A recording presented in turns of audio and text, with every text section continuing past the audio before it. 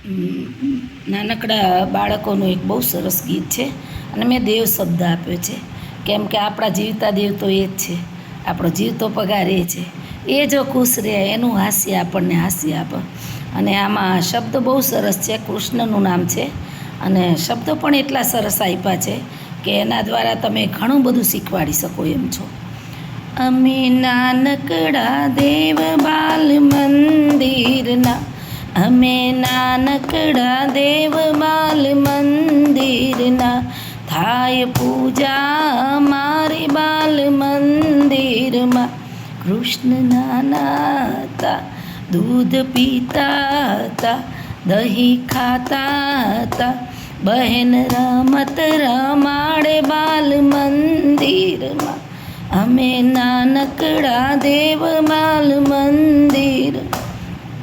એમ કે અત્યારના બાળકો પડીકા જ ખાય છે, તો આ લીટી દ્વારા આપણે કૃષ્ણનું ઉદાહરણ આપીને કહી શકીએ કે ભાઈ દૂધ છે, રોજ સાંજે ભલે વાટકો બે ઘૂંટાઈ દૂધ પીને તમે સૂતા જાઓ, દહીં ખાઓ, તમે માખણ ખાઓ, ઘરનો ખોરાક છે એ ખાવો જોઈએ. આ સમતોલ આહારનું મહત્ત્વ તમે સમજાવી શકો છો.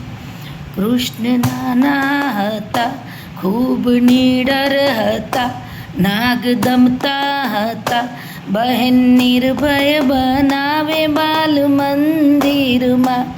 નાગદમનની આખી વાર્તા કહી શકો છો, જળકમળ છાંડી બાળ આખું કાવ્ય સમજાવી શકો છો. એના દ્વારા નિડરતાનો ગુણ બાળકોમાં તમે સેવન કરી શકો છો અને નિર્ભય શબ્દની સમજણ આપી અને એ ગુણ તમે એનામાં વિકસાવી શકો છો. કૃષ્ણ નાના હતા, ખૂબ આ લીટી તો બહુ અગત્યની બાળકો માટે. કૃષ્ણ નાના હતા, ખૂબ ભણતા હતા, ગુરુ પ્રેમાળ હતા, બહેન સાચું ભણાવે બાલ મંદિરમાં. અમે નાનકડા દેવબા મંદિરમાં, થાય પૂજા મારી બાલ મંદિરમાં. એમ કે કૃષ્ણ નાના હતા ને ખૂબ ભણતા હતા. આગળની ભણવાની પદ્ધતિ વિશે એમ કે નાના નાના છોકરાઓ ચાલતા થઈ જાય ને સમજતા થઈ જાય ત્યાં એનો આ ગુરુના આશ્રમમાં મૂકી દેતા. ગુરુના આશ્રમનું વર્ણન કરીને એની એક બે વાતો કહી શકો છો. ગુરુ પ્રેમાળ હતા, એ આપણા ઉપર જોઈને બોલવાનું છે કે જો આપણે પ્રેમાળ છીએ, સૌજન્યપૂર્વક વ્યવહાર કરીએ છીએ તો મારા બાળકો ક્યારે ગેરહાજર રહેતા જ નથી. એને ખબર જ છે કે બેન કાયમ પ્રવૃત્તિ કરાવે છે, એ કંઈ પ્રવૃત્તિ મિસ ન થવી જોઈએ. મારો મેં અમને પીટીસીમાં શીખવાડ્યું હતું કે બાળકોને જો ખેંચવા હોય ને તો બાળકોને પ્રવૃત્તિ બહુ ગમે છે. અને હું નોકરી 1990થી લાગીને ત્યારથી પ્રવૃત્તિ દ્વારા મારું શિક્ષણ છે.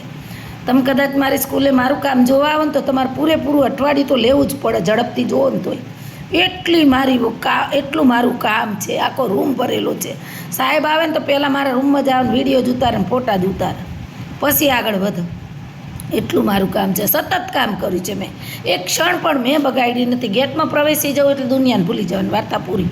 મારા કુટુંબને ખબર, મારા કુટુંબે કોઈ દાડો મને ફોન ના કરે, 5 વાગ્યા પછી જ કરે. તો એ આપણે કરી શકીએ. પછી અમે નાનકડા બહેન સાચું ભણાવે, આપણે સાચું ભણાવવાનું છે, સત્ય શબ્દ શીખવાડવાનો છે. અને બાળકોને આજે પહેલી લીટી જે છે કે અમે નાનકડા દેવ બાલ મંદિરના, તો બાળકો માટે તો પહેલું એ જ છે કે એ દેવ તરીકે આવ્યા છે ને આપણે દેવ તરીકે શીખવાડવાના છે. હું રોજ વેલકમ કરું છું, કેમ કે પહેલું જ્યારે વેલકમ કર્યું તો બાળકોને શરમ આવીને થોડુંક એમ થયું, પણ મેં એમને સમજાવ્યું વિડીયો બતાવીને કે જુઓ તમે કેવા લાગો છો, રમણ ભમણ જેવા તેવા. લોકો આપણો વિડીયો જુઓ તો કેટલું ખરાબ લાગે. તો કાલથી આજનો વિડીયો હું કેન્સલ કરીશ, કાલથી વ્યવસ્થિત તૈયાર થઈને આવજો. પછી તમારું મહત્ત્વ છે, તમે અગત્યના છો, તમારા થકી અમે છીએ.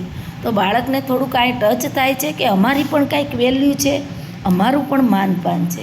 તો આ પહેલાં બાળકનામાં આપણે એ જગાડીને તો એ બાળક ક્યારેય ગેરહાજર રહેતું નથી.